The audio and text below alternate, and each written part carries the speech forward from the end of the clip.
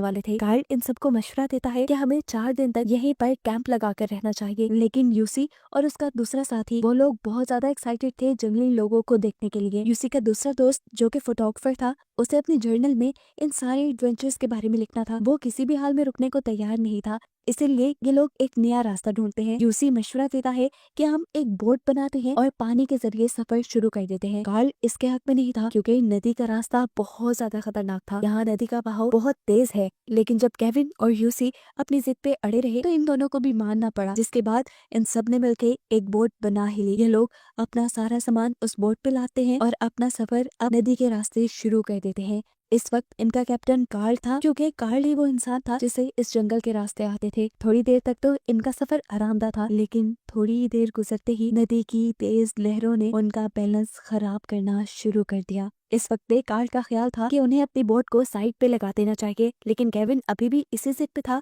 कि उन्हें पानी के बहाव के साथ आगे बढ़ना चाहिए। शायद वो यहाँ के खतरों के बारे में नहीं जानता था। इस सब में कार्ल और उसके दरमियान में लड़ाई भी हो जाती है, जिसे बहुत मुश्किल से यूसी रोकता है और यूसी अब कार्ल की बात मानते हुए बोट को किनारे तक पे ले जाता है। इन लोगों ने अब यहाँ पर कैंप लगा लिया था। कैंप लगाने के बाद कार्ल ने फैसला किया कि वो लोग पूरी रात इस कैंप पे रहेंगे और अगली सुबह अपना सफर शुरू करेंगे। इससे आगे उसका पानी के जरिए सफर करने का कोई इरादा नहीं था। उसने ये फैसला कर लिया कि अब वो पैदल ही सफर करेगा, लेकिन यूसी और केविन उसके इस फैसले के खिलाफ थे।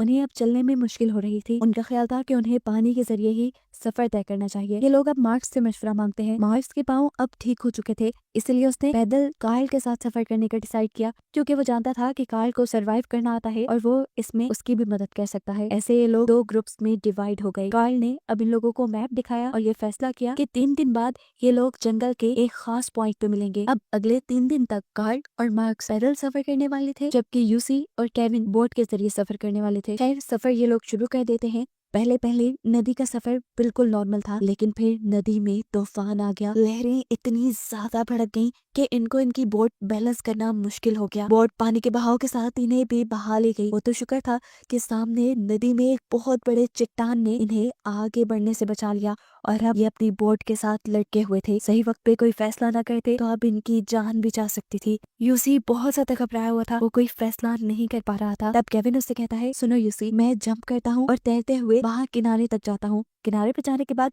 मैं रस्सी फेंकूंगा, तुम उसके जरिए मेरे पास आ जाना। लेकिन यूसी इसके लिए तैयार नहीं था। तब केविन ने उसे हौसला दिया और बहुत ही हिम्मत करके उसने नदी में जंप कर दी और काफी देर की मेहनत ताकत के बाद वो आखिरकार नदी के किनारे पहुंच गया। इससे पहले कि वो यूसी की तरफ कोई रस्सी फेंककर उसे बचाता, पानी का बहाव उल्टी डायरेक्शन में बहने लग जाता है। पानी के उल्टे बहाव की वजह से बोट समेत यूसी पानी में गिर जाता और पानी तेजी से यूसी को यहाँ से बहा ले गया था। केविन को अपनी आंखों पे यकीन नहीं आ रहा था। उसने ये सब तो प्लान नहीं किया था। वो तो एक ही सेकंड में अपनी दोस्त की जान बचाने वाला था, लेकिन शायद अब उसे यूसी कभी ना दिखता। उसने जोर से चिल्लाकर यूसी को बुलाया, लेकिन अब कुछ नहीं हो सकता था। केविन ने अब आगे बढ़ना शुरू कर दिया, जबकि कुछ ही देर बाद हमें दिखाया गया कि यूसी भी पानी के बहाव के साथ तैरते हुए किनारे तक आ ही गया था। उसे समझ नहीं आ रही थी वो क्या करे। उसने नदी की तरफ देखा तो उसका बैग भी उसी के साथ बह के आ रहा था।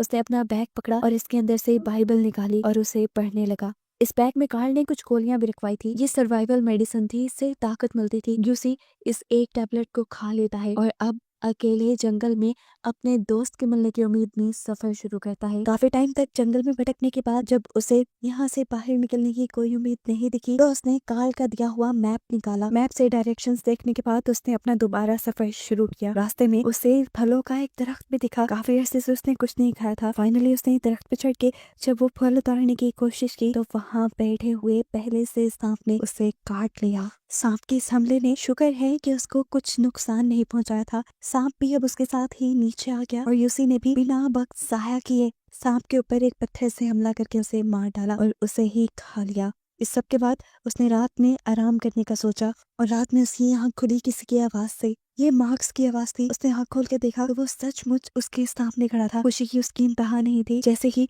वो उसके करीब जाने लगा तो मार्क्स वहाँ से गायब हो गया और हमें मालूम हुआ ये सब उसका इल्यूजन था। इतने दिन अकेले रहने की वजह से उसका दिमाग खराब होने लगा था। अब जब वो सोने लगा तो उसे महसूस हुआ कि उसके इर्द गिर्द कोई जंगली जानवर है। ये सच में था। इस टाइम उसने अपनी जहानत का इस्तेमाल किया और लाइटर को जलाते हुए पीछे से गैस का स्प्रे कर दिया। और आग के जरिए उस जानवर को अपने पास से भगाकर वो सो गया। सुबह जब वो उठा तो उसके सर में शदीद दर्द हो रही थी, चुभन वाली दर्द। उसने जब अपने सर पे हाथ लगाया तो सर पे से खून निकल रहा था। उसे अपने सर में कोई चीज हिलती हुई भी महसूस हुई और वो जान गया कि उसके सर में कोई कीड़ा घुस गया है। एक क्रीपी सीन यहाँ दिखाया जाता है जहाँ कीड़ा बिल्कुल उसके सर के अंदर है और वो उस कीड़े को दुम से पकड़कर अपने सर की खाल से बाहर निकाल देता है। खैर, अब वो अपना आगे का सफर शुरू कर देता है। रास्ते में उसे बर्ड्स के अंडे भी मिले जिसे उसने तोड़कर खा लिया। थोड़ी आगे जाने पर उसे एक ऐसी जगह मिली जहाँ पर पहले कबीले के लोग रहते होंगे, फिर किसी खतरे की वजह से वहाँ से चले गए। ये कैंप लगाने की अच्छी जगह थी जहाँ उसने कुछ देर बैठकर आराम किया। यहाँ बैठकर उसके पाँव में भी बहुत ज्यादा दर्द हो रहा था। उसने जब जूते उतारे तो देखा उसके पाँव कटे पड़े थे, उसके पाँव से खून रिस रहा था। पैरों के दर्द की वजह से उसे रात यहीं गुजारनी पड़ी, लेकिन सुबह वो बहुत ही जुनून से उठा इस जंगल से बाहर निकलने के लिए। थोड़ी ही चलने पर उसे पैरों के निशान दिखाई थे और वो बहुत ज्यादा खुश हुआ। उसे लग रहा था कि ये मार्क्स के पैरों के निशान होंगे। उसके अंदर एक उम्मीद जागी कि अब वो अपने दोस्त के बहुत करीब है, लेकिन ऐसा नहीं था। सीन कट होकर अब हमें फाइनली केविन को दिखाया जाता है जो बहकर नदी के किनारे पे आ चुका था और उसे यहाँ पर गांव वालों ने देखकर रेस्क्यू कर लिया। जैसे ही केविन की तबीयत थोड़ी बेहतर होती है वो फौरन जाकर यहाँ के ऑफिसर से मिलता है और उससे मदद मांगता है यूसी के लिए, क्योंकि वो पानी में बह गया था। ऑफिसर भी केविन की बात मानते हुए यूसी को रेस्क्यू करने के लिए एक रेस्क्यू प्लेन जंगल में भेज देता है। यह यूसी जो अभी तक जंगलों में था, 14 दिन तक लगातार इस जंगल में रहने की वजह से उसकी दिमागी हालत अब खराब होने लगी थी। अचानक उसे ऊपर से प्लेन की आवाज भी सुनाई दी। उसके अंदर एक उम्मीद की किरण जागी और वो लाल कपड़ा लिए प्लेन को सिग्नल भी दे रहा था, लेकिन उसकी बदकिस्मती कि प्लेन वाले ना तो उसे देख पाए ना सुन पाए। यहाँ प्लेन ने आकर रिपोर्ट दी कि जंगल में उन्हें यूसी कहीं नहीं मिला। ये सुनकर केविन की जान निकल गई और उसने एक और मर्तबा ऑफिसर से यूसी को बचाने के लिए मदद मांगी। इस वक्त ऑफिसर का ख्याल था कि यूसी जंगल में मर चुका होगा, क्योंकि उसे जंगल में खोए हुए 2 हफ्ते गुजर चुके हैं और यहाँ तो कोई 5 दिन तक जंगल से ना आए तो मान लिया जाता है कि वो मर गया होगा।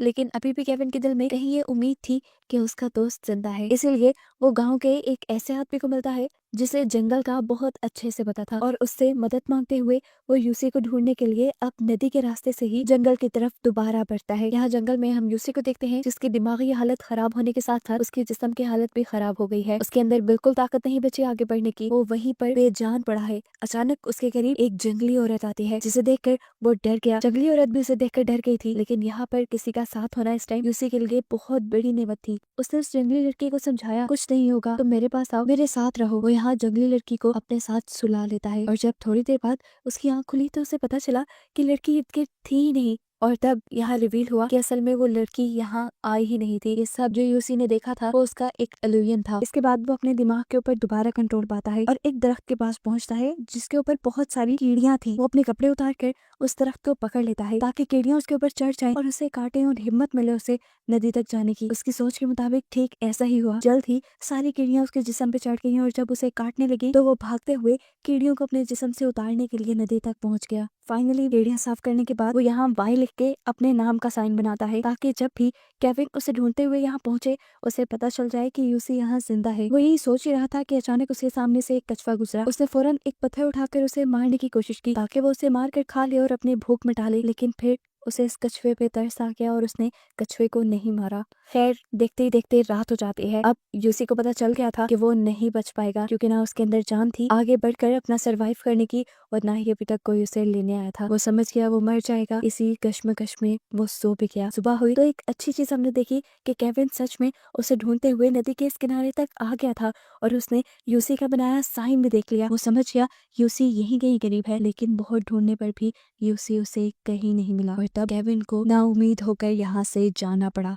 केविन को भी लग रहा था कि अब यूसी यहाँ जिंदा नहीं है। बोट का जनरेटर वापस जाने के लिए जैसे ही ऑन हुआ उसकी आवाज ने यूसी को जगा दिया। यूसी अब जोर जोर से आवाजें देकर केविन को बुला रहा था, लेकिन उसकी आवाजें इतनी दूर तक केविन तक नहीं पहुंच पा रही थी क्योंकि यहाँ लहरों का भी शोर काफी था और बोट का अपना भी शोर था। ऐसे यूसी की आखिरी उम्मीद भी टूट गई। उसका दोस्त इतनी करीब उसे बचाने आया, लेकिन शायद किस्मत उसका साथ नहीं दे रही थी। वो अब यही सोच रहा था कि एकदम से केविन ने पीछे मुड़कर देखा। वो आखिरी मर्तबा इस जंगल को देखना चाह रहा था। वो नहीं जानता था कि उसे यूसी दिख जाएगा। उसने फौरन शोर मचाकर बोट के ड्राइवर से बोट को वापस मुड़वा लिया। जैसे ही बोट किनारे पे लगती है, केविन भाग के यूसी के पास आता है और ये दोनों गले लग जाते हैं। ये बहुत ही इमोशनल सीन था, दोनों यहाँ रोने लगे थे। यूसी ये देखकर हैरान था कि वो अभी तक जिंदा है। वो यहाँ गॉड का शुक्र करता है और फिर यूसी को लेकर वो अपने गाँव चले जाते हैं। गाँव में भी सब यूसी को देखकर हैरान थे। अमेज़न के जंगलों में कोई 2 हफ्ते से ज्यादा सरवाइव कर पाया था तो वो यूसी था। सब उसके बचकर आने का शुक्र अदा करते हैं। जिसके बाद कहानी के आखिर में हमें कार्ल और मार्क्स के बारे में बताया जाता है। कार्ल एक क्रिमिनल था और उसने अपने किसी क्रिमिनल इरादे के साथ ही यूसी, केविन और मार्क्स को अपने साथ मिलाया था। केविन और यूसी की किस्मत अच्छी थी कि उन्होंने अपना रास्ता बदल लिया, लेकिन मार्क्स जो कार्ल के साथ गया था, उन दोनों का आज तक कोई सुराग नहीं मिला। फिल्म के लास्ट में हमें पता चला कि ये फिल्म रियल इंसिडेंट यानी सच्चे वाकये पर बनाई गई थी और इस मूवी के जरिए यूसी के हौसले को